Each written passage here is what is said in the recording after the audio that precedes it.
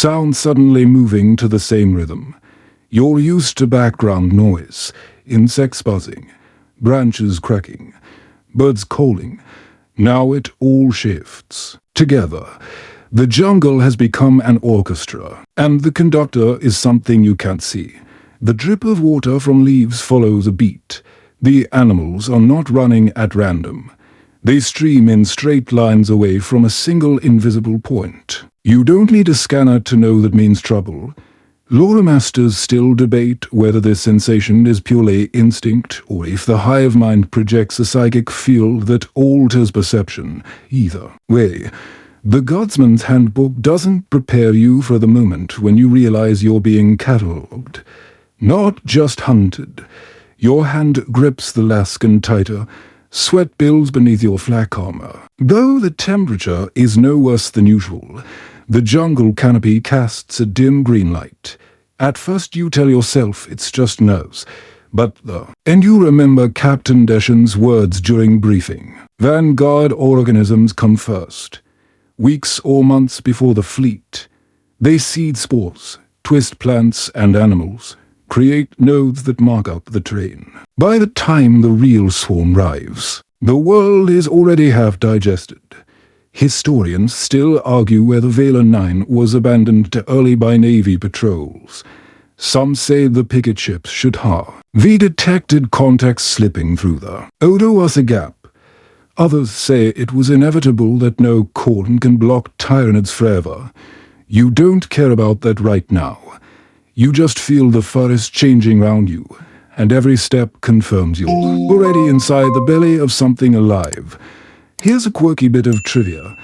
Entomologists in the Imperium sometimes call this effect colony hush, on agri-worlds where bioforms first appear. Locals often report that insect populations fall silent before a hive fleet arrives.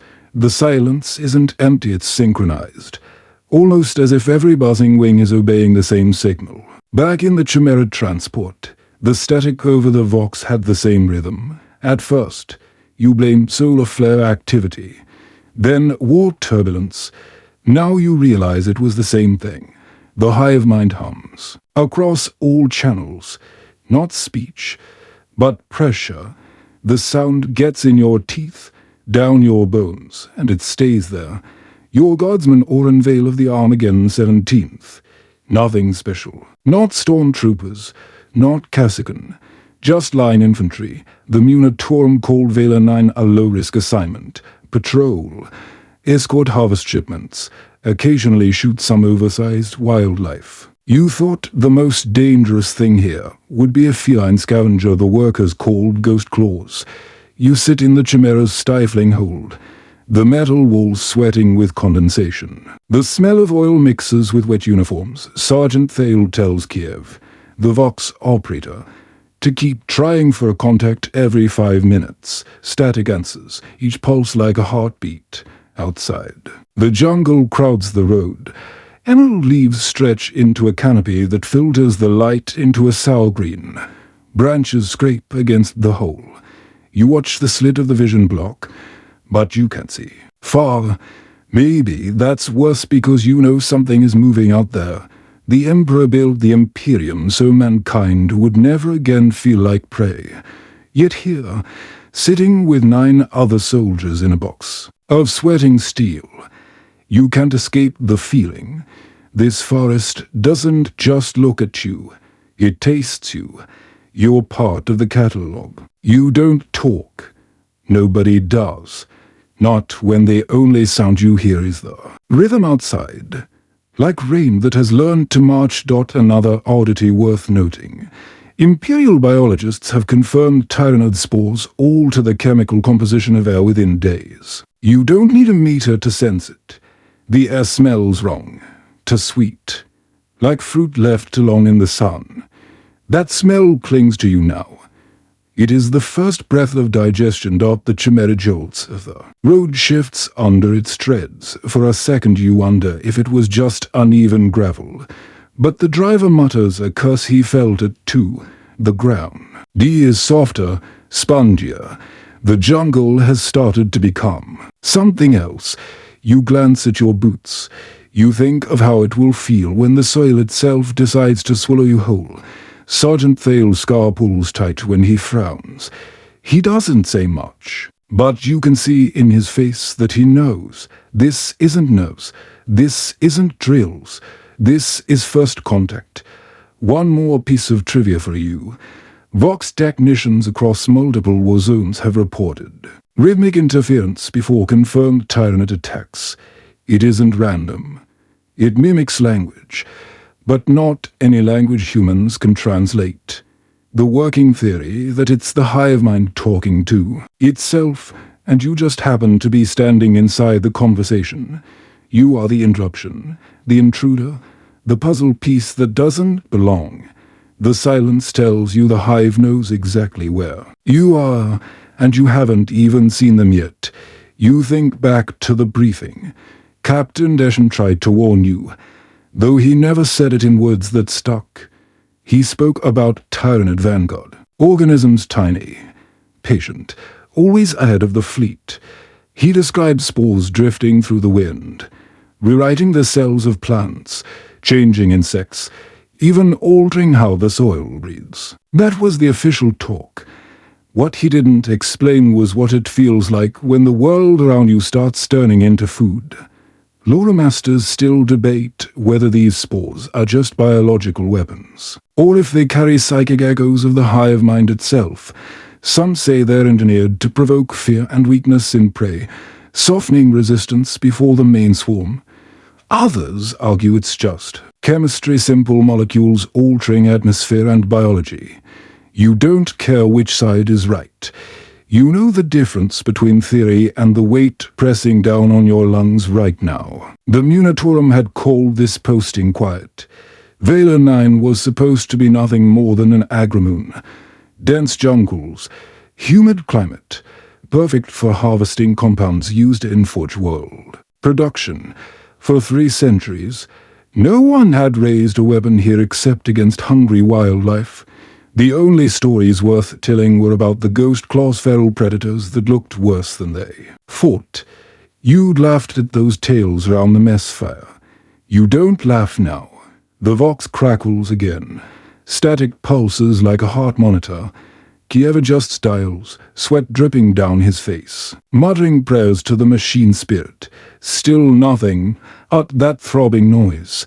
Everyone pretends not to notice the rhythm, but you hear it, and you think the jungle hears it too. Historians still argue whether the Navy should have reinforced the Odo-Ossa Gap. Some say Valor 9 was doomed from the first contact. Others blame bureaucrats who misclassified the threat. It doesn't matter. The Tyranids had already set their table long before your regiment arrived. By the time you landed with the transport Crown of Thorns, the spores were already seeded. The menu was already written. You just didn't know you were on it. Here's a quirky fact. Some guard regiments swear that before a Tyranid invasion, local wildlife develops patterns of mass migration straight lines, like arrows. Records from half a dozen worlds describe it. Not panic, not chaos, just organized flight. That's what makes it so eerie. Animals that normally scatter suddenly walk in columns like soldiers. Retreating from a battlefield they already know they've lost. The first week here, you thought the biggest threat was boredom. You guarded fields. You escorted shipments. You patrolled jungle tracks, with nothing to show for it except sweat-soaked fatigues. By the 3rd week, when the Vox went strange and the outposts stopped reporting, it was already too late. The hive mind had been studying you, longer than you had been stationed here. Your Alaskan feels heavier in your hands now. The trees above shift with a slow creak, but no wind moves. You catch a glimpse of a vine curling too, deliberately. At first, you want to think it's just your imagination. Then you realize it's not. Even the plants aren't yours anymore. Lore masters call this stage biosphere assimilation. It's when Tyranid vanguard strains take root, fungal networks expand underground, pumping out spores that reshape air and soil. Trees start to twist into strange symmetry, as if obeying a design. Hidden in their DNA, you see it now. The forest isn't random anymore, it's gridwork. Every path seems narrower, every branch leaning inward. You're not just walking through trees, you're inside a structure. Sergeant Thale finally says what you're all thinking. Something's wrong. No one answers. 10 soldiers packed into steel. Pretending the vox is broken. Pretending the silence outside is normal. The scar on his cheek stretches as he scowls. His voice is steady, but you hear the weight in it. This isn't drills. This is the part where soldiers vanish. One outpost at a time. You remember how he told the story of his scar. Sometimes it was from a cultist's poisoned blade. Other times, when drunk, he admitted it was from a bar fight. Either way, it never mattered. But now you think about it differently. Even in stories, the truth gets rewritten. That's what's happening here. Reality itself is being rewritten by spores, by the hive mind, by something vast that doesn't care about your version of events. The chimera rumbles over gravel, the vibrations clanking through your armor. Sweat drips down your spine. You glance at the others. Nobody meets your eyes. They all stare at walls, rifles clutched, waiting for orders. You realize you're all just waiting for the jungle to decide the timing. Another odd note, some Mechanicus adepts insist vox static from. Tyranid interference has patterns that repeat across worlds, as if it's one giant conversation carried on through every infestation. If true, that means what you're hearing in your ears now is the same signal soldiers heard on the crash, on Each-4, and a dozen other dead worlds. The hive doesn't just spread, it remembers, and here you are, Guardsman Vale, sitting inside that memory. One more voice in the rhythm. You grip the lascan tighter. Outside, the silence deepens, every sound falling into perfect order. The jungle is breathing together. You are walking through a body that isn't yours, and the heart is beating louder. The chimera halts 50 meters from the first outpost. The vehicle shudders as the driver brakes too sharply, treads grinding against loose gravel. Sergeant Thale raises his hand signal to hold. No one speaks, but everyone knows something's wrong. The guard station stands in the clearing ahead. Prefabricated Imperial walls, dull grey metal with the usual defensive rays, but the lights are out. The automated turret slumps. It's barreling uselessly at dirt. Most telling of all, no challenge vox. No sentry shouting identification. Just silence. Lore masters still debate whether Tyranids leave their prey intact to lure others, or if the dissection itself is part of their learning process. You're about to see the answer. Firsthand.Thale orders the chimera to stop. He tells Dylan to stay behind the heavy boulder and cover the perimeter. The rest of you disembark. Boots hit gravel, rifles snap to ready, and the squad spreads into a line. You've drilled it countless times, but this time your throat is dry. Every tree feels like it's watching. The jungle is quiet again to quiet, but in that unnatural rhythm you've come to dread. You advance slowly. 10 men covering ox, stepping through damp leaves that crunch loudly.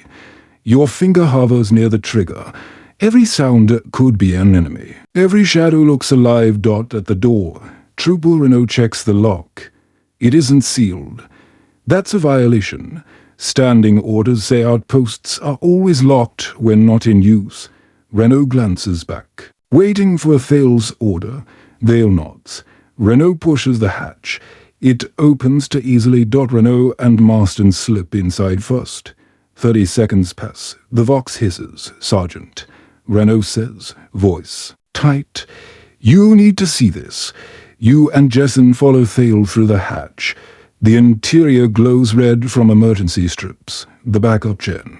Irradiator should have kicked in, but it hasn't. You see why the machine is ripped open. Inner parts scattered like toys. Massive claw marks gouge through the casing. But the generator isn't what freezes you.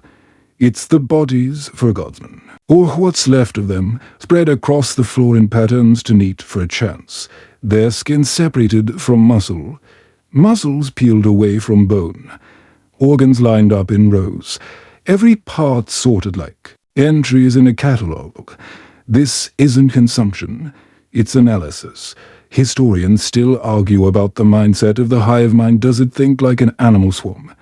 Or like a scientist taking notes? Looking at the floor, you know the truth. It doesn't matter what you call it. The effect is the same. These men weren't killed. They were studied. Here's your quirky trivia. Tyranid digestion pools. The big organic vats you see in larger invasions don't just break down biomass. They record it. Every enzyme, every strand of DNA is filed away, sent back through the synaptic network. What you see here is the same process at a smaller scale raw field research. Jason gags in the corner, vomiting into his rebreather. Renault stands frozen, eyes wide. Marston is already backing. Toward the door, even Thale crosses himself, muttering a prayer to the Emperor. That tells you everything when a hardened sergeant prays instead. F barking orders. You know this is beyond him. Then you see movement. At first you think it's nerves, but no, the body parts twitch. Fingers flex, lungs rise and fall. They're still alive, in pieces, connected by thin translucent strands. Stretching across the floor like nerves, the corpses are still trying to breathe. You want to shout. You want to shoot, but before you can move, the vox crackles. Dylan's voice blasts through, sharp with panic. Movement in the trees, multiple contacts closing fast. Emperor's blood there coming from all sides. Thale doesn't hesitate. Withdraw. Now. You rush out into the clearing. The Chimera is surrounded by shapes darting through the trees. Shadows move low to the ground. Others flit across the canopy, winged and fast. Larger silhouettes prowl just at the edge of vision. The jungle is alive with predators, and all of them move in unison. Dylan fires the heavy bolter. The weapon's thunder rips through the green twilight. You see one of the smaller shapes burst apart. Inaiker and chitin. But for every one that falls, more appear. Always more. You sprint for the Chimera. Laskin spitting beams into the shadows. Ohm connect, burning holes in Karapochi. The creatures don't even flinch. They keep coming, relentless, silent except for the hiss of movement. Then Marston screams. Something erupts from the ground beneath him. Claws and teeth tear him. Down in a blur, dragging him under. Dirt collapses back into place. He's gone. Just gone. You don't stop. You can't. You reach T. Chimera. Scramble inside. There is the last in. Firing until his rifle clicks empty. Then slamming the hatch as something slams into it hard enough to dent the metal. Drive. He shouts, the engineer. Oars, the Chimera lurches forward, crushing creatures beneath its treads. The hull rattles with impacts, bodies slamming against steel, claws scraping across armor. Kiev screams over the vox, trying every frequency. Nothing but static, pulsing like a heartbeat. You're inside a steel coffin rolling blind through a jungle that is no longer just a jungle. Here's another mainstream fact. Guard manuals describe Tyranid vanguards as skirmisher organisms. That's a polite way of saying they're test subjects. They probe defenses, map reactions, and feed all of it back into the Hive's brain. Every shot you fire is data. Every scream Marston made is now part of the Hive's archive, and you're the next entry. The Chimera rattles forward, engine straining. The driver swerves round a fallen tree that wasn't there earlier. Vines lush against the vision blocks, blotting out what little you can see. Inside, the squad clings to the harnesses, rifles ready but with nowhere to aim. every thud. Against the whole reminds you the jungle is no longer just plants, it's an extension of the swarm. Lore masters still debate whether the Tyranid advances instinct or deliberate strategy. Some call it evolution accelerated. Others claim the hive mind directs every move with surgical precision, watching branches bend toward the chimera as if they want to pull it off the road. You don't care which theory is true. Both feel like death. You hear it first, a scratching overhead, a sound like claws dragging across sheet metal, then steel shrieks, a blade punches through the roof, serrated and slick, cutting the chimera as easily as parchment. The limb stabs again, hunting for flesh. Renault ducks just in time, the tip missing his skull by centimeters. They'll bellows orders, concentrate fire on the breaches. Lascan beams slice upward, filling the cabin with the stink of ozone. The claw withdraws, then plunges in elsewhere. You fire until the roof glows with burn scars. Finally, the attacks stop, but the relief is brief. The driver screams, something slams against the front vision block, cracks spiderwebbing across armored glass. Through the fractures, you glimpse a shape too many eyes, too many claws. It clings to the front like an insect, but larger than a man. The glass shatters, the creature surges through, dragging the driver out. His scream ends with the sound of tearing flesh. The chimera veers, uncontrolled. It crashes through brush, then slams into a tree trunk. The impact snaps bones, jessams, unbreaks with a sharp crack. The squad is thrown against restraints. For a heartbeat, the world is still. Then the assault resumes. Historians still argue whether Tyranids feel pain. Looking at them, the answer seems obvious. No. You saw Lascan fire boil their chitin, saw bodies torn by heavy bolt rounds, and still they advanced. No hesitation. No pause, even wounded. They act with one purpose. That makes them worse than fearless. Their mechanical hunger given. Flesh.trivia for you. Imperial studies record that even when decapitated, some Tyranid organisms continue to fight for seconds. The hive treats individual bodies as disposable tools. When one breaks, another takes its place. Without slowing the rhythm, the hull rings with impacts. The roof buckles. A claw hooks through the breach. Peeling steel away, shadows press in through the shattered cockpit. You see them gathering winged forms, scuttling beasts. Larger creatures that move slow but with certainty.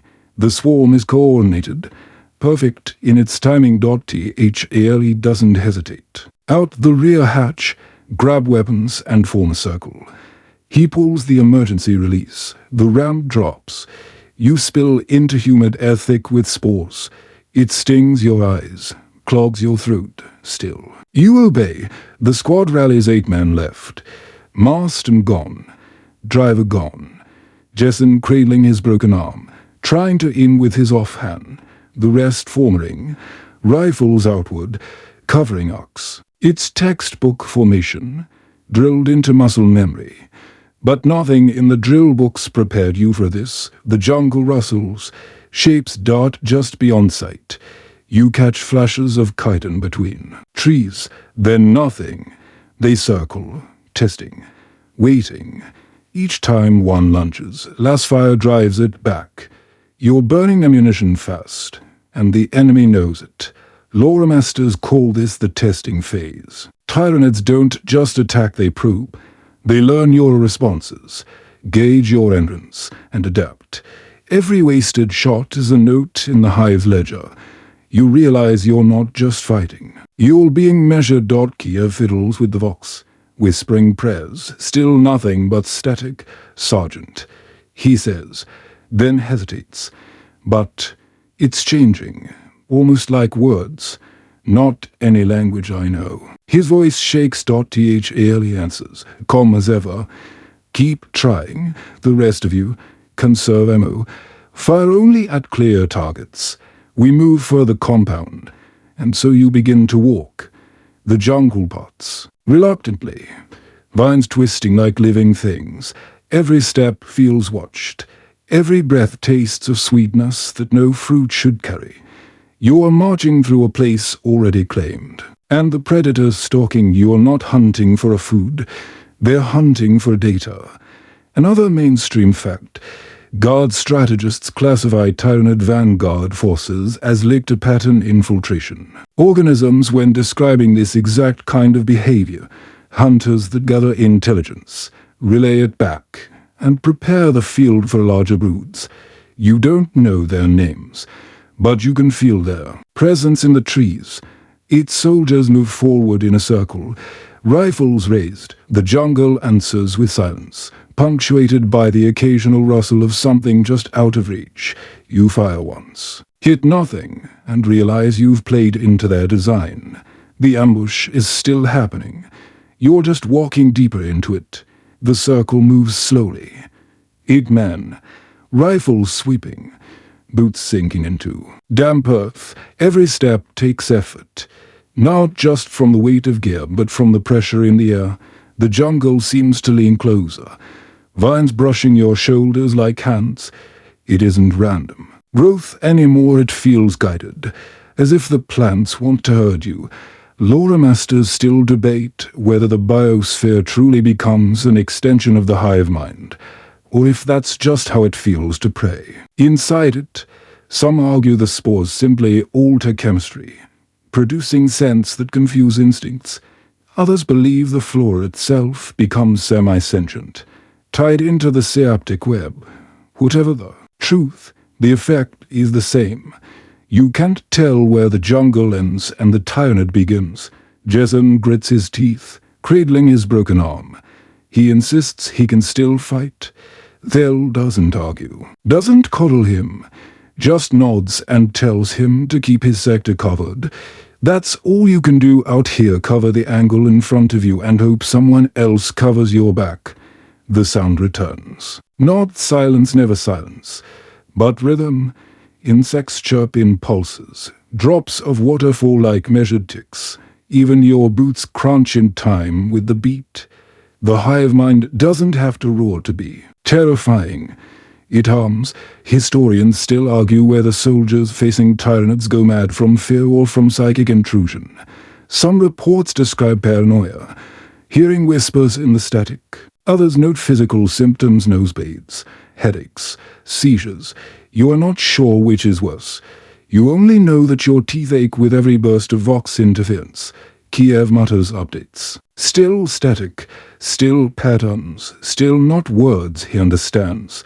He doesn't stop trying. You almost envy him. At least fiddling with the Vox gives him something to do besides stare into shadows. Trivia break. On some Tyranid-infested worlds, surveyors recorded spores altering even the behavior of rivers, currents changing course, water flowing slower, as if the land itself was being digested. Thinking about that now, you wonder how long before the ground under your boots stops being soil. Thale orders the pace steady. No running, no rushing. Keep tight, eyes sharp, he says. It's the voice of someone who's been through too many fights to waste words. His calm steadies you, even as the circle shrinks. The undergrowth claws at your boots, tangling with every step. Once you trip and nearly go down, cutting free with your knife. You notice the vines twitching. They weren't just tangled, they were gripping. You don't tell the others. You don't want to say it out loud. Shapes flash in the trees. Low scuttling forms dart forward, vanish again. Once, you think you see wings glinting in faint light. Each time, you fire, but your shots burn nothing but foliage. You realize the truth. They're baiting you, forcing you to waste charge packs. Thale knows it too. Hold fire unless you've got the kill, he says. His voice is steel. The squad obeys. But you can feel nerves fraying. Jason curses under his breath. Renault's breathing is too fast. You tell yourself you're calm, but your hands sweat on the grip of your LASGUN. Then it happens. A scream tears through the circle. Hole, quiet hole, clutches his face, blood streaming from his eyes and nose. "Get it out." He shrieks, "Emperor, save me. It's in my head." He thrashes, dropping his rifle, clawing at his own skull. You lunge to grab him, but he beats you to the end. Hull raises his lascan, presses the muzzle to his temple, and pulls the trigger. The shot is deafening. His skull bursts. He falls, twitching once, then still, silence again. Not from the jungle, but from your squad. Everyone stares. Nobody breathes. Lore masters still debate whether this is psychic attack or just pressure from spores driving prey insane. You don't care about the theory. You just watched a comrade shoot himself to escape something moving inside his mind. And in the silence after, you swear you hear laughter not human, not close, but echoing through the trees. Ellie breaks it. Move. He orders, no hesitation, no mourning, just movement. 7 men left now, 7 against a world already claimed. You want to believe you can still make it back to the compound. But deep down, you know the truth. You are not marching toward safety. You are marching deeper into the stomach. Trivia for you. Guard psychers once tried to map the psychic field of a Tyranid vanguard swarm. They described it as a chorus without voices. Pressure without sound. The project ended with all 3 psychers dead within an hour. The records still don't say how. Your squad presses forward, tighter now, backs nearly touching. The forest closes in, thicker, darker. Every rustle makes you flinch. Every shadow looks like claws. 7 soldiers walk deeper into the hive. The jungle breathes with you, round you, through you. And you realize you're not in control of the pace anymore. You're walking to a rhythm that isn't yours. The ground shifts. At first it feels like soft mud sucking at your boots. Then it gives way. Entirely. Earth turns to liquid. You sink knee-deep in what feels less like soil and more like flesh. The squad panics. The circle breaks as each man struggles for footing. You slash with your knife, cutting at vines that writhe like tentacles. The soul pulls like quicksand. Hull's death is still fresh in your mind. But now you realize the jungle itself can kill you without claws or fangs. Lore masters still debate whether this is deliberate terrain adaptation or just byproduct of Tyranid digestion. Some say the swarm reshapes ground intentionally to trap prey. Others argue the environment simply collapses under the weight of biological change. Looking down at mud that bubbles like meat, you don't think it matters. It wants you dead. They'll shouts commands, "Form up on me." His voice is iron even as panic ripples through the squad. You crawl toward the sound. Boots dragging free with a sucking noise. Jessen Street. Agger's beside you. Arm limp. Laskin clutched in his off hand. Renault screams as he goes under to the waist, thrashing until Dellen hauls him free. Flashes of lasfire light the jungle. Not aimed, notched. 80 wild ox in the dark, screams overlap with her. Thrum of weapons, shadows dart in and out. Too fast to target. For the first time, you know discipline is breaking. Historians still argue whether Tyranids win more by direct slaughter or by inducing chaos. Watching soldiers fire blind into the night, you realize the answer is both. Kill some outright. Drive others to waste shots in the end. The result is the same. You stumble free of the sinking ground. Your boots land on something solid, roots maybe, but they pulse faintly under your weight. You don't care. At least they hold. Vale's voice rises above the noise. Form up. Emperor, damn you. Form up. Then it happens. A sound unlike any other scream. But not of pain. It's a scream of a man whose mind shatters in real time. It's Thale, 15 years of service. Scarred veteran, voice of iron. Now that voice twists into something inhuman. High, low, broken all at once. You freeze, every hair on your body rising. No human throat should make that sound. The scream cuts off with a wet gurgle. You know he's gone. Worse, you know he didn't die clean. Quirky trivia for you. The last Vox recordings from doomed outposts sometimes carry sounds like this. Analysts describe them as multitonal psychic echoes. Others call them voices of the Hive. Soldiers on the receiving end never debate it, they just stop sleeping. Fear finally takes you, you run. Not toward comrades, not toward formation, just away. Branches tear at your uniform. Spores choke your lungs. You don't care. They'll scream is burned into your skull, and all you want is distance. Time loses meaning. Minutes, hours, you can't tell. The jungle never changes, always green shadow, always sweet rot. Eventually, your legs give out. You collapse against the trunk of a tree the size of a hat block.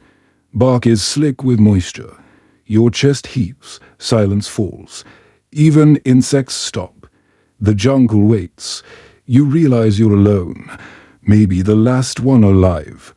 Lore masters still debate the psychology of prey under Tyranid pursuit. Some claim humans always cling to hope, even in the face of impossible odds.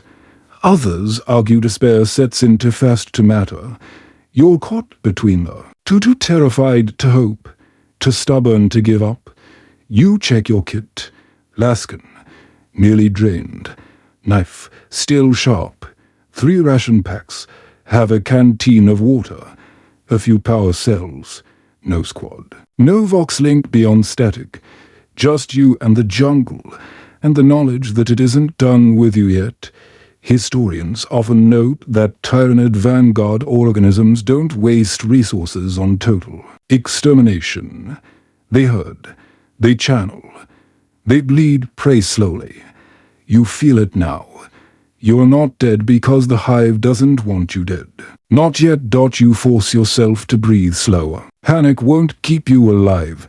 Training says discipline is survival. Knowledge is a weapon. You remember Deshan's briefing about vanguard forms. Genostealers, lictors, infiltration strains. They map the world, study prey, and prepare the septic web for invasion. You realize the smell in the air isn't just rot, it's SPO. Rays rewriting the planet at a molecular level. Trivia again. Some biologists argue Tyranids don't just harvest DNA, they test psychology. They push prey into choices, record reactions, and file it away. Your panic, your sprint, your collapse, it's all data. You're a case study.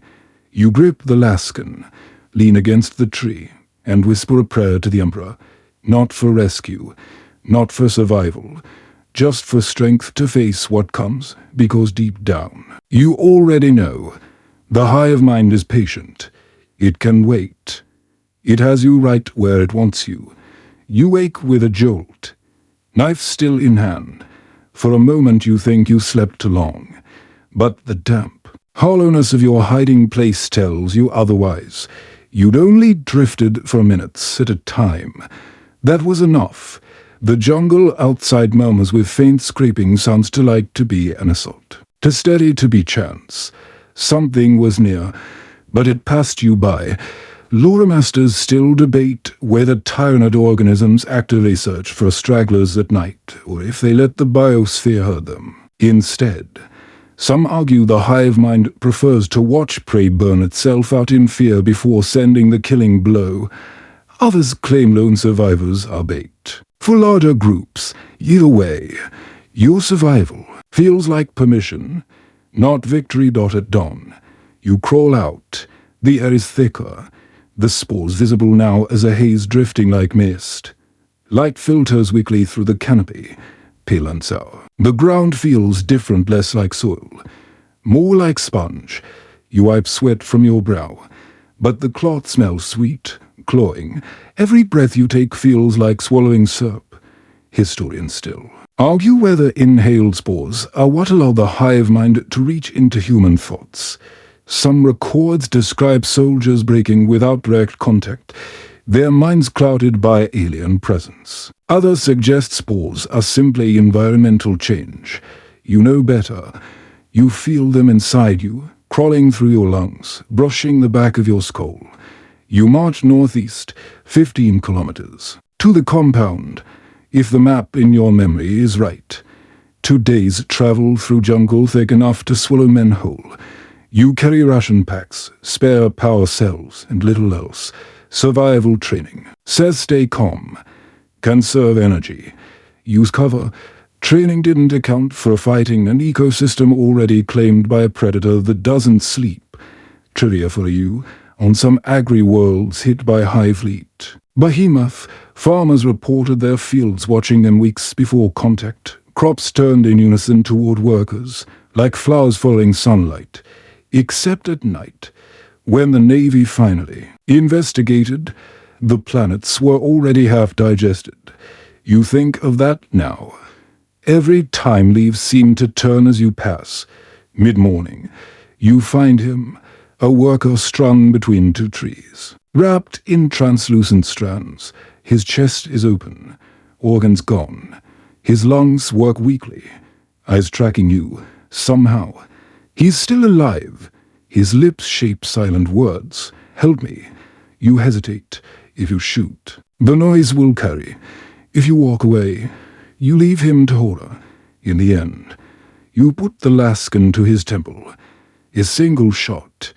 Mercy, if you can call it that. The smell of scorched air filth. Clearing. You move fast, but you know you left a beacon of sound. Lore masters still debate whether Tyranids leave victims alive on purpose or if it's just residue of their experiments. Seeing the workers' eyes follow you, you're convinced it's no accident. It's bait. More bodies appear as you march guardsmen and civilians alike, twisted into displays. Some dissected, others fused with alien tissue. Some whisper faintly, their mouths repeating words like broken records. Each one lies along the direct routes to the compound, their channels herding survivors like. You, historians, still argue whether this counts as experimentation or psychological warfare. The truth doesn't matter. You feel the manipulation in your bones. The swarm is studying not just your body, but your choices, every mercy, every hesitation, every bullet wasted. It's all being written down. You deviate off the path, slashing through dense brush. It slows you, tears at your uniform, draws blood, but it keeps you away from the obvious trails. If there are kill zones ahead, you don't intend to walk straight into them. The day grinds on. Insects bite through your fatigues. Ignoring the spores, sweat blinds you. Every step feels heavier. Once, you trip and nearly cry out as vines coil round your ankles. You cut free with your knife, panting. You realize the vines weren't just caught, they were moving. Trivia again. Field reports from nature described bioconstrictors, plants re-engineered to grab and hold prey for larger organisms. No one took it seriously. At first. After all, plants don't hunt. Looking at your bleeding ankles, you wonder if they do now. Late afternoon, you hear it. Our voice, human, weak, pleading. Help, help me. It comes from her. Clearing ahead, every instinct tells you it's a trap. But training says never abandon a comrade. You crawl to the edge, keeping low. In the center of the clearing lies Jason. His broken arm is gone, replaced by a twisted mass of Tyranid tissue that anchors him to the ground. His lips move. Help me.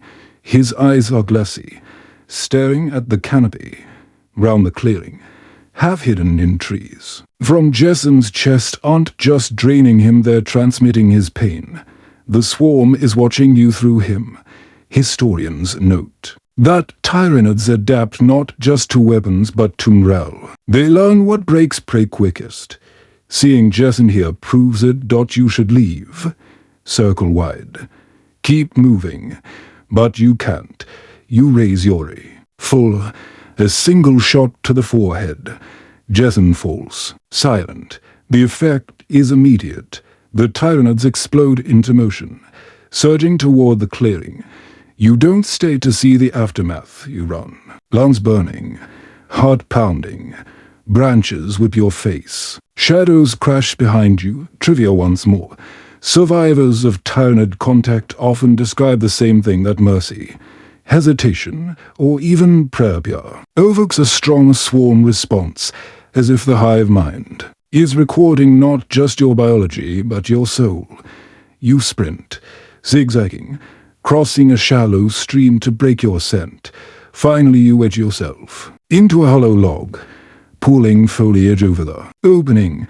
You lie still as sheep's thunder past on both sides. You hold your breath until your vision sparks. Hours pass. Darkness falls. Still. You don't move. The jungle feels alive round you. Pressing close, the sweet air thickens until it burns your throat. You think of home hive city blocks, smoke-choked skies. You wanted to escape all that, to see something more, and now you're here. Wishing for walls and steel instead of vines and spores, you close your eyes, telling yourself it's just for a minute. But the truth settles in your chest like stone. The swarm isn't hunting you for food. It's hunting you for understanding, and the study isn't over. Morning comes without warning. The jungle never truly brightens. It just shifts from black shadow to green shadow. You crawl from the hollow log, limbs stiff, throat raw from breathing spores all night. For a moment you convince yourself you made it through, that maybe the Tyranids lost your trail. Then you see the clearing ahead. It isn't natural. The trees have been bent back into an almost perfect circle. In the middle lies a guardsman's corpse, uniform shredded, body propped upright against a stake of chitin. His eyes are open, his chest rises and falls. He's alive. You freeze. Every nerve screams trap. Lore masters still debate whether Tyranids think in terms of bait, or if that's just how humans interpret it. Some argue it's pure instinct. The hive knows prey will always try to help its own. Others say it's calculated cruelty. Whatever the reason, the effect is the same. You step closer. You die. The man's lips move. Please. His voice is barely a whisper. His skin is pale, stretched tight. Strange filaments pierce his flesh, burrowing in and out like roots. They pulse in rhythm, and you realize he's not breathing on his own. The swarm is pumping air through him like a bellows. Historians still argue whether Tyranids understand pity. The evidence here says yes. They don't feel it themselves, but they know you do. That's enough. You back away, slow as you can. The man's eyes track you. Tears roll down his face. For a moment you want to shoot him, give him release, but you remember Jessen. One mercy was enough to provoke a storm. You can't risk it again. You whisper a prayer instead, then slip back into the trees. Trivia for you on each of 4. Entire platoons were wiped out, responding to survivors pinned in place with Tyranid tissue. The official report called them living laws. Soldiers call them meat beacons. You've just seen. Why? The day drags. Hunger gnaws at you. You eat half a ration bar. Wash it down with water that tastes wrong, sweetened by spores drifting across the surface of your canteen. You wonder how long. Before even your supplies betray you, you keep moving. The forest grows stranger. Trees bend in arches, forming tunnels that funnel you in one direction. The air grows warmer, thicker. Every step feels guided. Lore masters still debate whether prey ever really escapes at this stage. Some claim stragglers occasionally reach evacuation points. Others argue every survivor only lasts because the hive mind wants them to. You don't know which side is right. You only know you haven't seen another living guardsman since Jessen. By mid-afternoon, you stumble on another display. A group of civilians, maybe agri-workers, bound to the trunks of 4 trees. Their mouths gape open, tongues swollen. Their stomachs have been split, but not removed. Connected by fleshy cords too. Something in the ground. They're still breathing, eyes darting wildly as you approach. The cords pulse. For a second you think they're being fed. Then you realize the opposite they're feeding. Something below, a shallow pit between them bubbles, a slick pool of ichor shifting as if alive. You don't know what's inside, and you don't want to. Historians still argue where the digestion pools are only deployed later in invasions. Looking at the pit, you realize the swarm wastes no time. Everything is food. Everything is study. These civilians are both at once. You force yourself to turn away. Your boots squelch in mud that smells sweet and metallic. You tell yourself not to look back, but you hear them. Whimpers, then screams, then silence as the cords twitch faster. Trivia here. Magos biologist reports confirm Tyranids sometimes keep victims alive in pools for days, slowly breaking them down while monitoring stress responses. The hive doesn't just harvest flesh, it takes notes. The path narrows into a canyon of roots. The walls glisten, too smooth to be natural. They pulse faintly with life. You realize you're inside something grown deliberately. A throat guiding you, its memory thrown back at you. Lore masters still debate whether the hive mind is truly psychic in the way human psychers understand it. Some say it doesn't read thoughts, but rather reflects them, like a mirror angled to drive prey insane. You can't decide which is worse at last. The tunnel opens into a clearing. At the center lies another corpse, upright, mouth open. This one is Kiev, the Vox operator. You don't know how he got here. His throat is gone, replaced by a cluster of translucent sacs. They pulse in time, releasing clouds of spores that hiss into the air for a moment. You think you hear his voice in the static. Not over the Vox, just in your head. Still nothing but static. Sergeant. Then the sacs pulse again, and the words fade. You raise your lascan, hand shaking. You want to end it, but you remember Jessen. You remember the workers. You lower the weapon. The swarm is daring you. You won't give it what it wants this time. You retreat into the shadows, stomach sick, lungs burning with spores, and you realize the corpses aren't corpses. They're signposts. The hive mind isn't just studying you. It's showing you what it already knows. You push deeper into the jungle, though jungle feels like the wrong word now. The trees don't grow wild anymore. They align, angled inward, shaping corridors. Every path feels chosen for you. The swarm doesn't chase, it funnels. Lore masters still debate whether Tyranids are aware of the individual decisions prey makes, or if the hive mind only registers patterns across larger groups. Looking at the way branches bend aside when you hesitate, you're convinced it sees every step. It knows you. By evening, your boots are ruined. Mud cakes every surface, but it isn't real mud anymore. It sticks like resin, clinging with strings that pull when you lift your feet. You keep moving anyway. Rest is no longer an option. Stopping feels like surrender. Then you hear him. In the center lies Jessen.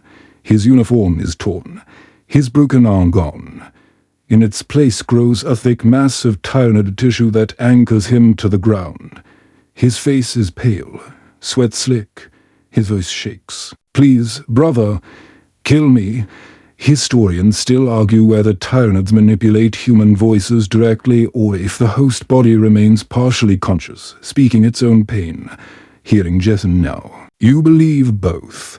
His words sound like his, but the timing is too exact. Each play comes when you think of turning away. Your lascan shakes in your hands. You remember marching with him through rain on Armageddon, laughing about how the jungle assignment would be easy credits. You remember his jokes about ghost claws. He was the one who promised you both would make it home. Now he's a lure. Trivia for you: on Valador, entire squads were found fused into living walls of Tyranid biomass, their mouths repeating the same 3 words for days. Help us now. The Mechanicus logged it as psychogenic mimicry. The god called it the echo of lies. Jessam's eyes meet yours for a moment. He looks clear, saying, "Please, Orin, don't let them have me." You step closer, ignoring the twitch of shadows at the tree line.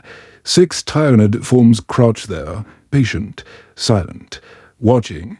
Lore masters still debate whether the hive mind understands mercy. The bait here says yes. It doesn't have to comprehend why humans spare each other. It only needs to know that you will. That knowledge is enough. You curse under your breath. You aim. The last bolt takes Jessen clean through. The skull. His body slumps. Silent at last. The jungle erupts. The 6 shapes surge forward in unison, scuttling claws, glinting karapochi, jaws opening in perfect harmony. You fire wildly, beams slashing through green haze.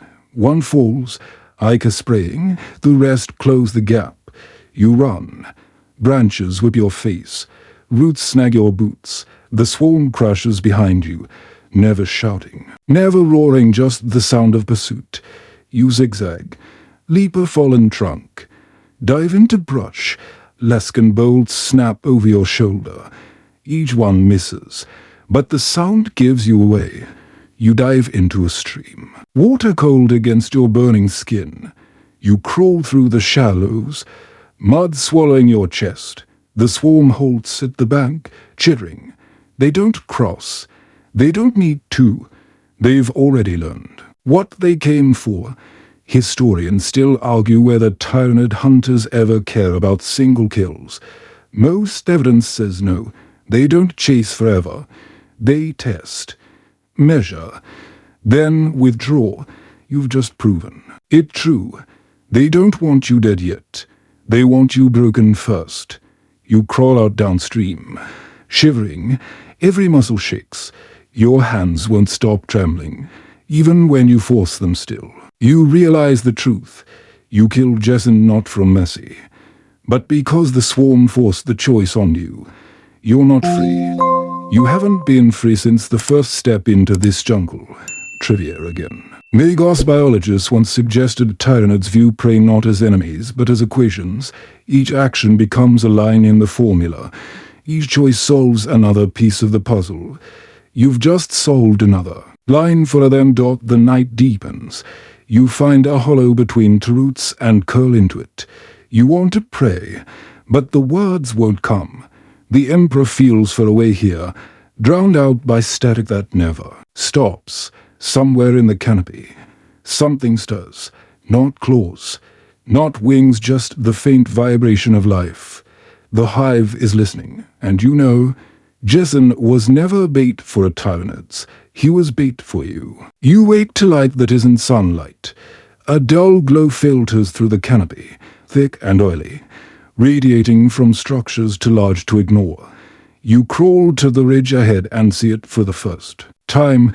Towers of living chitin rising above the trees, rib-like bones, pumping fluids upward in steady pulses. Lore masters still debate whether these are capillary towers or early-stage digestion. Spires, some say they function like straws, siphoning biomass skyward to waiting hive ships.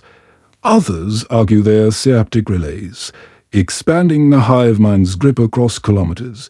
Either way, they're proof the invasion is no longer beginning, it's already underway. The towers stretch dozens of meters high, bending slightly toward the heavens. Round their bases lie veins of pulsing tissue, spreading like roots through jungle soil. The ground itself has changed sponge-like, dotted with sacs that exhale clouds of spores. You step carefully, boots sinking into surfaces that give like flesh. Historians still argue whether Vela 9 should have been abandoned the moment these structures appeared. Some claim the Navy could have purged them with orbital fire.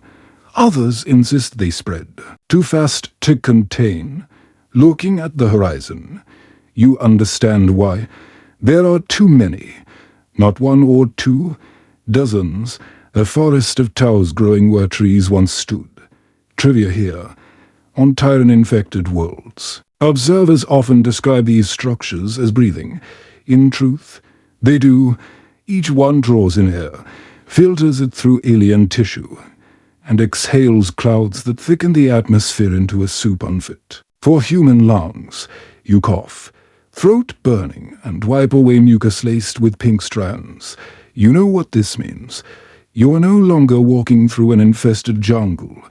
You're walking through the digestive tract of the hive. Closer to the ridge, you spot something worse, a synaptic node. At first glance it looks like another tower, but smaller, bulbous, pulsing with light from within. Shapes circle it, warrior forms, tall and broad, guarding it like a fortress. You feel it immediately. The static in your vox, the ache in your teeth, the pulse behind your eyes, it all emanates from that node. Lore masters still debate whether synaptic nodes are organisms themselves or just extensions of larger creatures. The guard manuals say destroying one disrupts local coordination. The truth is more complicated.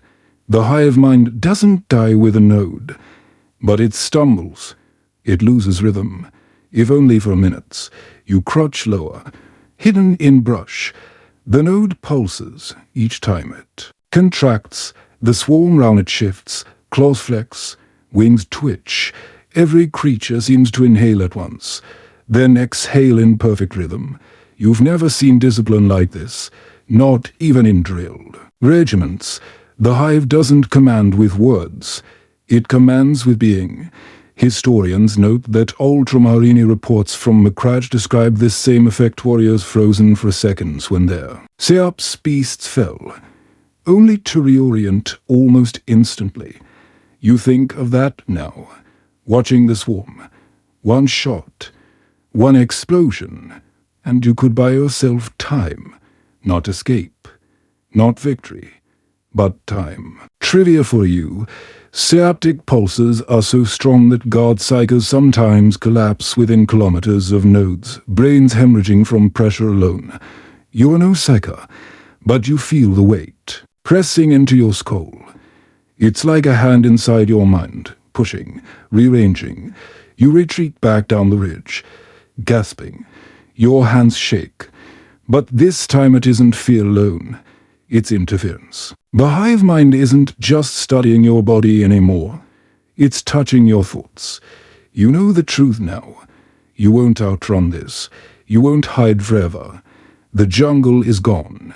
The planet is gone. But if you strike that node, maybe you can hurt them back. Maybe you can matter. Even if only for minutes. You check your kit. Laskin nearly drained. Knife still sharp. Grenades to left. Plus the last charge pack with a full cell. It's not much, but it's something.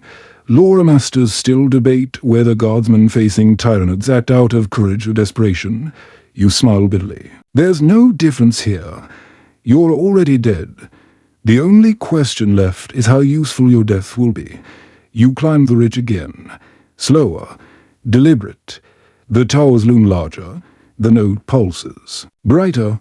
The swarm shifts in perfect cadence, and in that rhythm, you hear it clearly.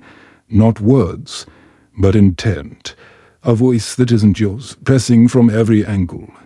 It says, you are known. You are sold. You grit your teeth, maybe so, but you still have 2 grenades left. You lie on the ridge for a long time, staring down at the synaptic node. Its glow beats like a lantern under. Flesh, steady, unhurried, confident, round it.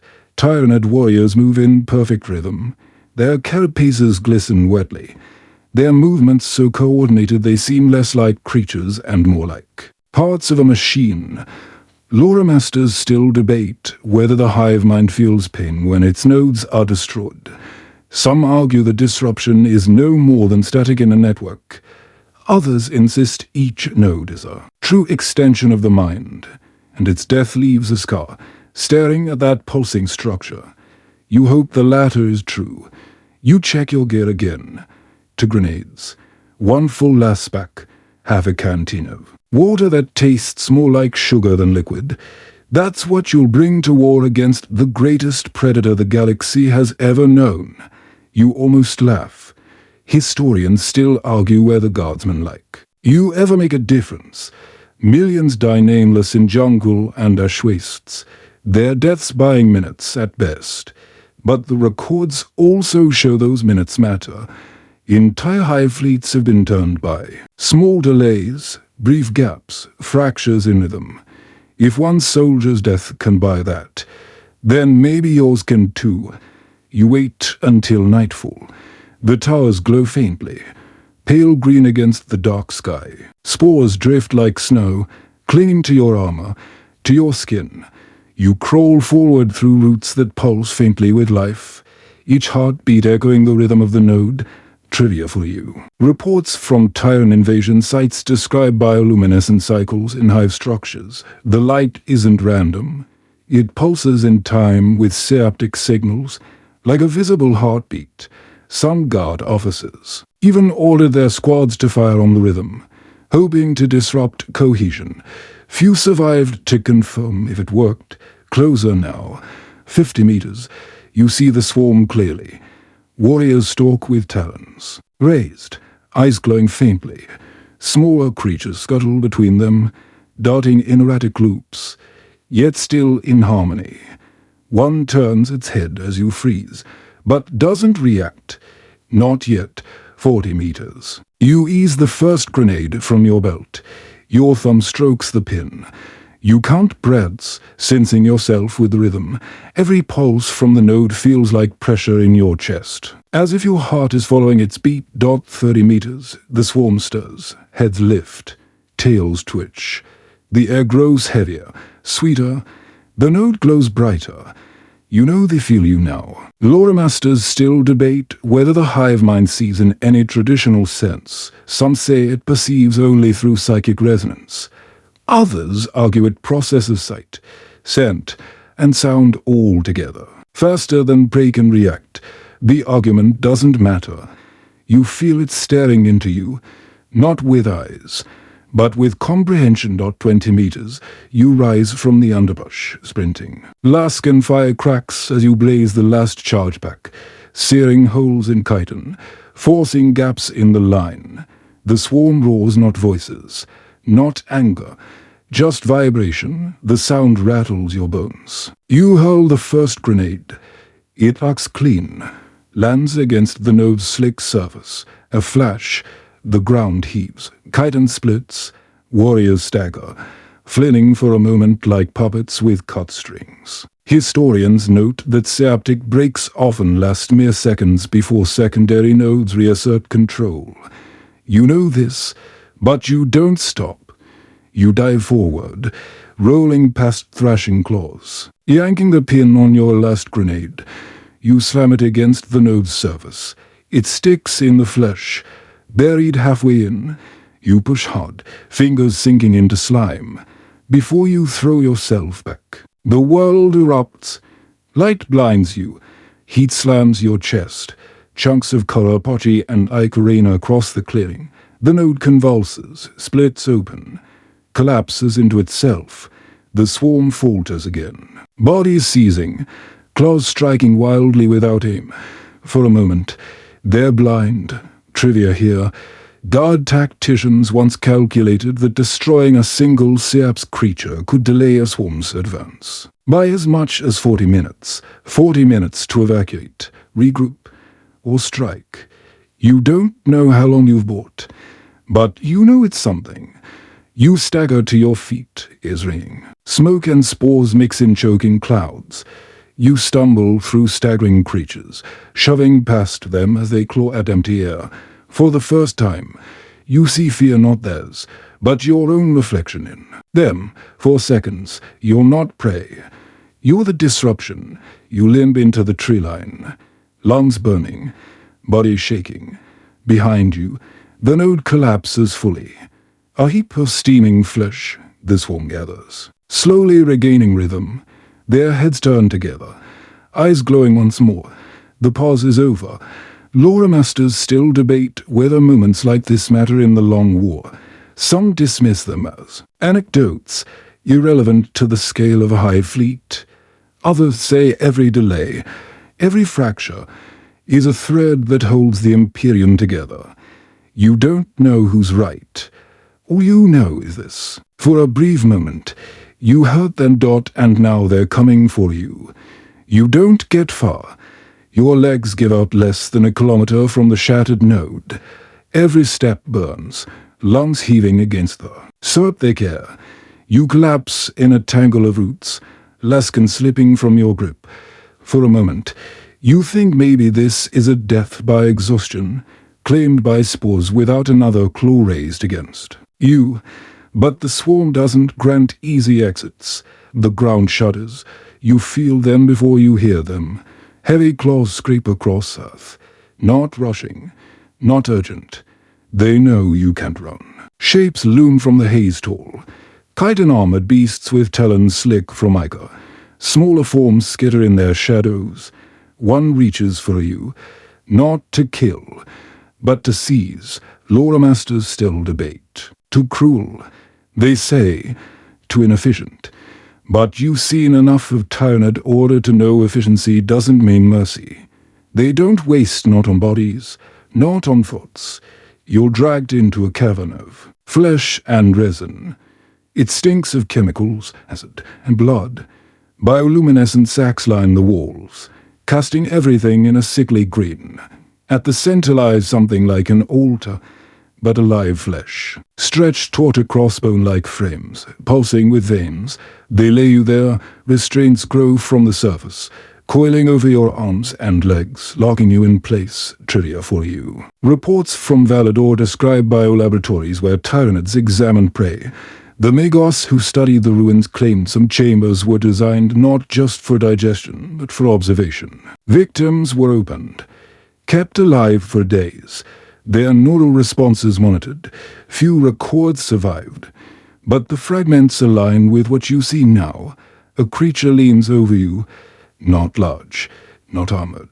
Thin, almost skeletal. Its head bulbous with sensory organs. Its claws are delicate. Not weapons, but tools. It slices open your armor with precision, peeling back fabric and plating. You scream. But the restraints tighten. The claws don't stab. They trace. They cut shallow, controlled. Flesh splits, but never fatally. Tubes descend from the ceiling, sliding into wounds, pumping fluids that burn cold through your veins. You feel your heart beat slow, steady, unwillingly calmed. Your voice fails. Lore masters still debate whether Tyranids possess curiosity in any human sense. Some say they're machines of hunger. Others argue hunger itself is curiosity. Each dissection, each analysis, is step toward understanding prey. Lying here, you realize they don't just want to eat you. They want to know you. The thin creature tilts its head. Its claws rest against your skull. Pressure builds. Not physical, not sharp inside. A presence brushes your thoughts, sifting. Memories flicker without your will. Your mother's voice, training drills. The first time you held a lascan. All of it flashes, not to you, but through you. The hive mind is reading. Historians still argue whether the hive mind can truly comprehend individuality. Some psychers claim it absorbs memories like flavors, without meaning.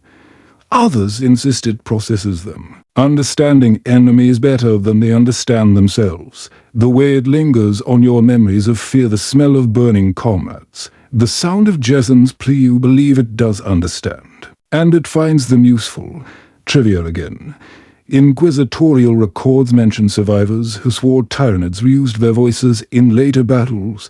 Vox recordings captured cries identical to dead soldiers. Broadcast from swarms to unnerved defenders, officially dismissed as hallucinations, but the correlation is too consistent to ignore. You try to fight back. You recite prayers to the Emperor, words drilled into you since training. For a heartbeat, you feel resistance. Then the hive pushes harder. The prayers falter, twisted into static.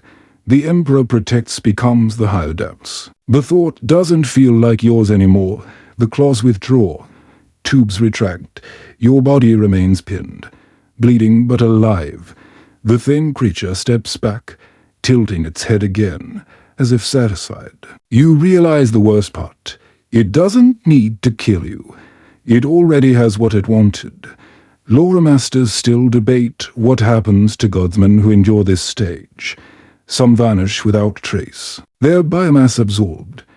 Others reappear as specimens, corpses wired into Tyranid growths. You don't know which fate is yours, but you do know this. You're no longer just prey. You're a data point, a solved puzzle, a note in the ledger of the swarm. And when the restraints finally release, dropping you limp to the floor, you almost wish they hadn't. The restraints snap away, and you crumple. Onto the floor, every nerve burns, but the cuts are shallow. The hive mind didn't need to kill you. It needed you awake, aware, recorded.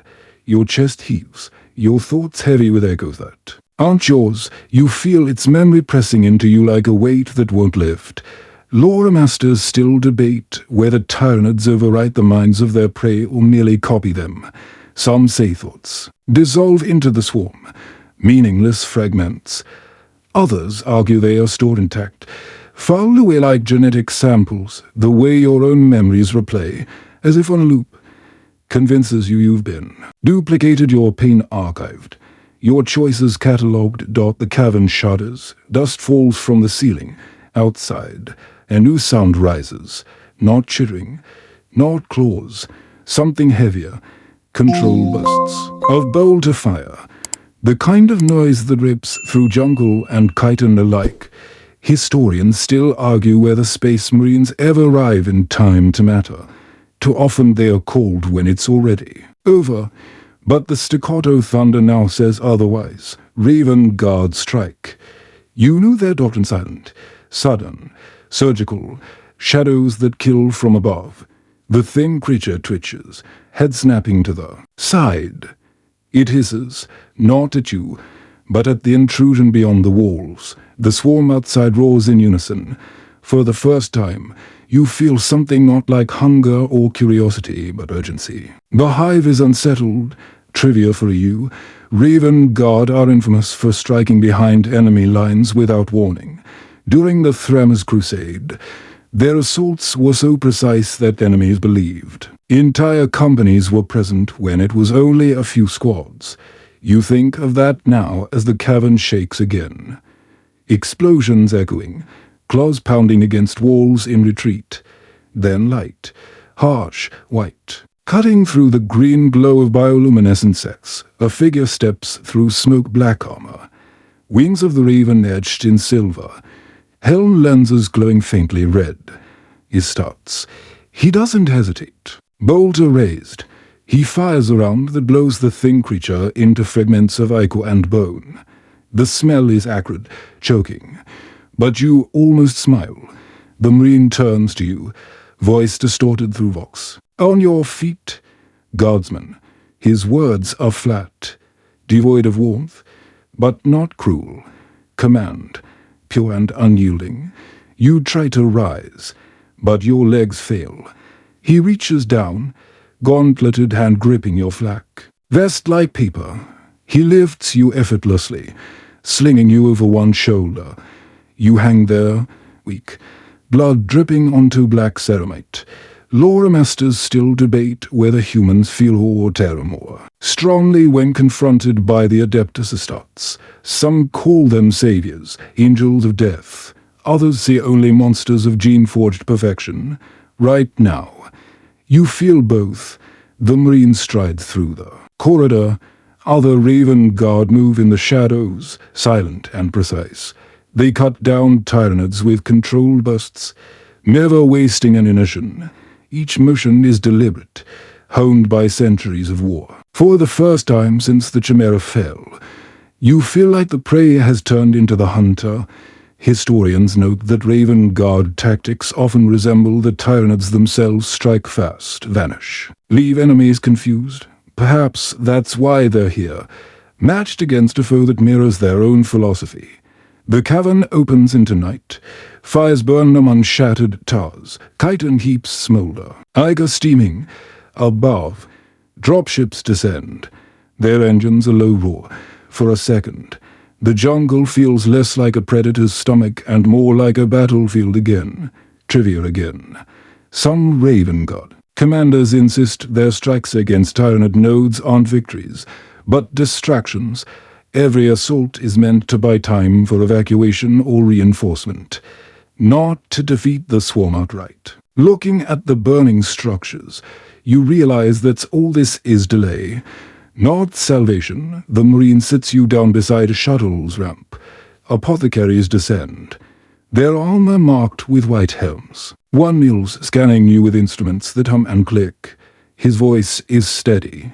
Specimen compromised, severe contamination. Stabilize for transport.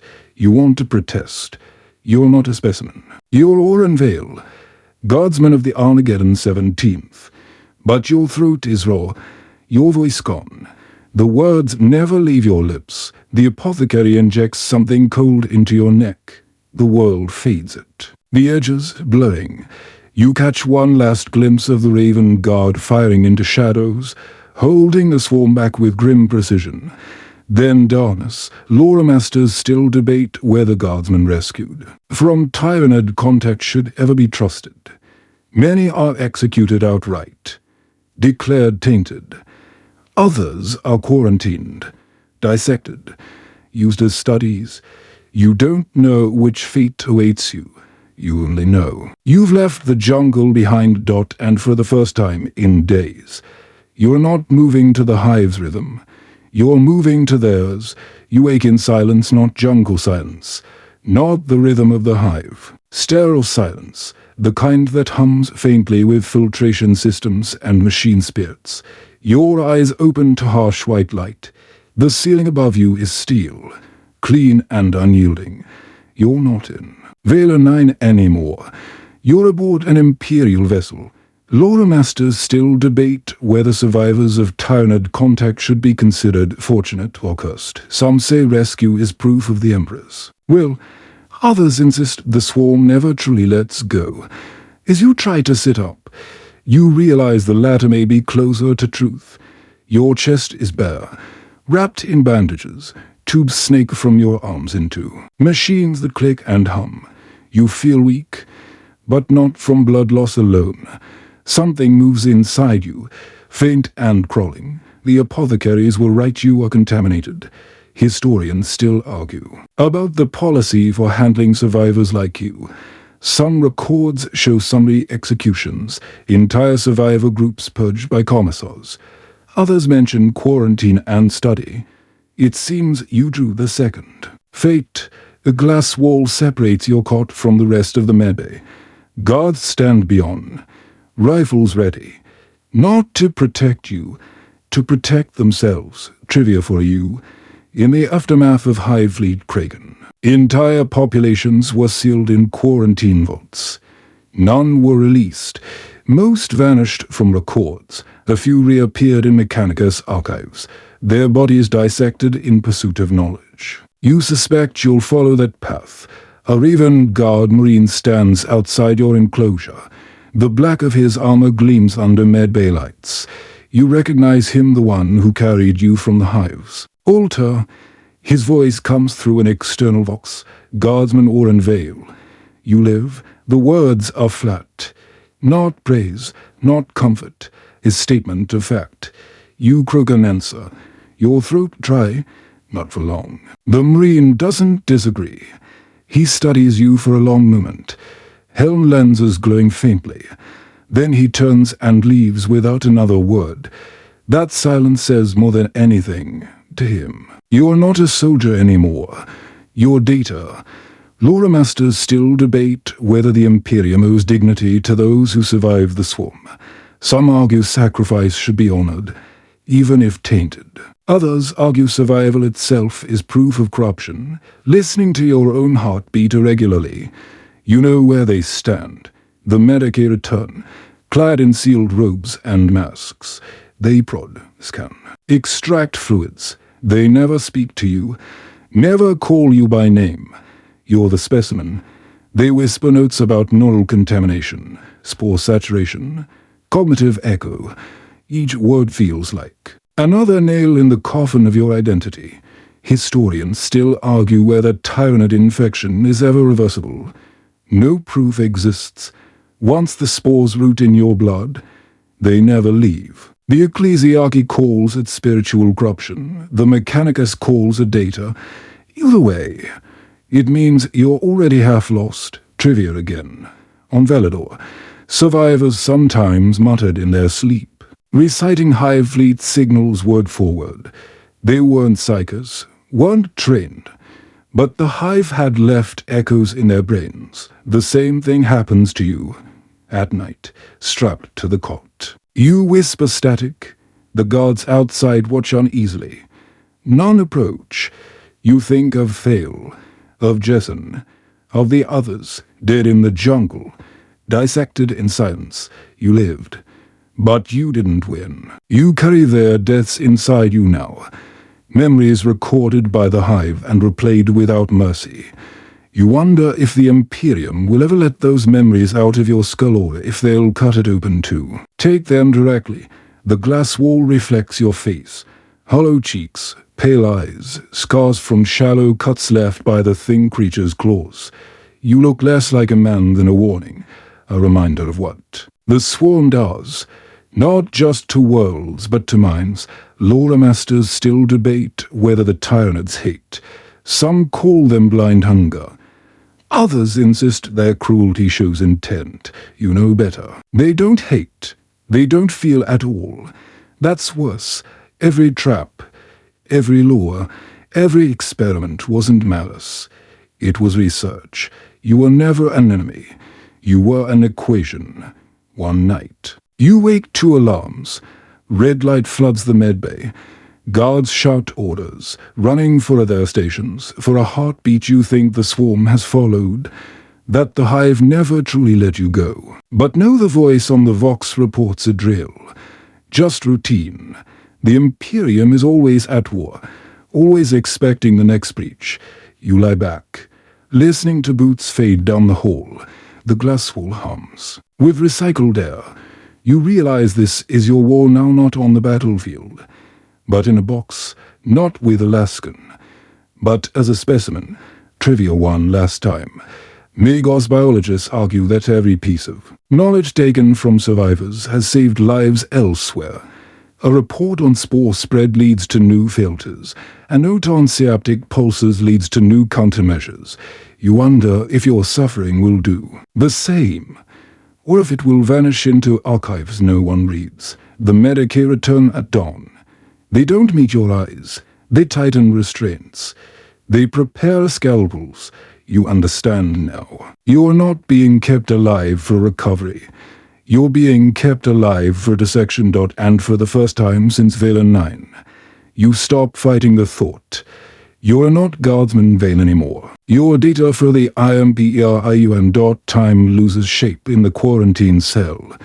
Days blur into weeks, each one measured by the hiss of machines and the scratch of quills recording notes you'll never read. The Medicae prod, inject, withdraw samples. You barely resist anymore.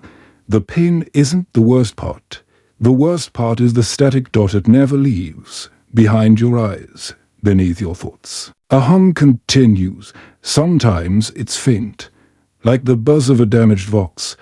Other times it rises until your skull feels ready to crack. You know what it is, the echo of the hive mind, still lodged inside. You're not linked, not controlled, but you're never free. Lore masters still debate whether survivors like you truly carry fragments of the hive. Some claim it's imagination, the mind inventing shadows after trauma. Others argue spores encode signals, embedding psychic residue into neural tissue. Whatever the truth, the Imperium treats you like a ticking bomb. Historians still argue whether the Imperium should value soldiers who endure what you did.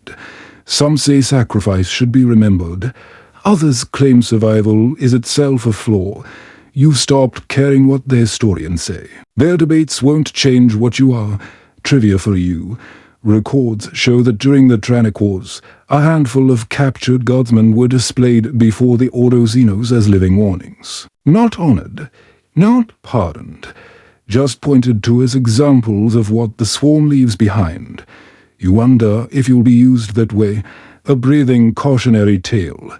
The Raven Guard visit only once more. The same Rain who carried you out of the jungle stands at the glass, helm still sealed. His words are as blunt as ever. You fought. You delayed them. That is enough. Then he leaves. You never see him again. Perhaps he meant comfort. Perhaps he meant dismissal. You can't tell. You lie awake afterward, staring at the ceiling. The swarm isn't finished. It never is. The node you destroyed will be replaced. The data they harvested from you will already be integrated. New traps, new laws, new strategies built from your memories, your mercy, your fear. Lore masters still debate whether Tyranids remember individuals. Some say the Hive is too vast, too impersonal. Others suggest every Guardsman lost is filed away, is solved equation. You believe the second. You feel it in the static. You're not forgotten. You're archived. Historians note that Imperial commanders describe Tyranid attacks as waves without end. Even when fleets are broken, more arrive. The Hive never stops. That's its nature. Not cruelty, not hatred, just hunger that learns. You close your eyes, listening to the machines hum. You try to imagine home streets of Armageddon, the stink of Prometheum fires, the chatter of barracks life. But even those memories are tainted now. The Hive has them too. Nothing that was yours is only yours anymore. Trivia 1 last time. Inquisitorial dossiers describe the greatest terror of the Tyranids not as their size or number, but their method. They don't conquer like orcs. They don't scheme like chaos. They don't negotiate like Eldar. They consume, recall, and adapt. They don't hate you. They solve you. And that's the final truth you're left with. You were never a soldier fighting an enemy. You were a problem in a puzzle. A test in an equation, and you were solved. The Medicae return with scalpels. Guards check their rifles. The static hums louder. Drowning thought. You breathe deep. Knowing this is the end of you as a man. But maybe, just maybe, something you endured here will help someone else hold the line. The hunt never ends. Not for you. Not for the Imperium. Anymore. You're not even Orenvale anymore. You're just a voice in the dark, a reminder of what it means when the Tyranids set their gaze on a world. The jungle silence, the dissected comrades. The tower's breathing spores, none of it was meant for you alone. It was all part of the rhythm. The Hive doesn't pause. It doesn't forgive. It takes, it learns. It continues, and in that endless cycle, every Guardsman scream, every bolt fired, every step through choking spores adds to the ledger. But you're still here. Aren't you? Listening, breathing. That matters, because if there's one, truth whispered across all dead worlds. It's this: survival is never clean. It leaves marks. It leaves echoes. It leaves you staring at ceilings, wondering if the static is still in your skull or if it's just memory. You can let the thoughts soften now. Slow your pulse. Picture the jungle fading, the spores thinning, the sound of bolters echoing until it turns into nothing but silence again. Let it become distant, like a dream you almost wake from, because the wheel of fate always turns, sacrifice is made. The key turns again. And though the swarm never stops, neither does mankind. One Guardsman falls, another stands. One world burns, another endures. The balance wavers, but never breaks. So rest, just for a while. Let the static fade to a hum, then to nothing. Close your eyes to the jungle, to the towers, to the swarm. Sleep now, knowing the hunt may never end. But neither does the fight.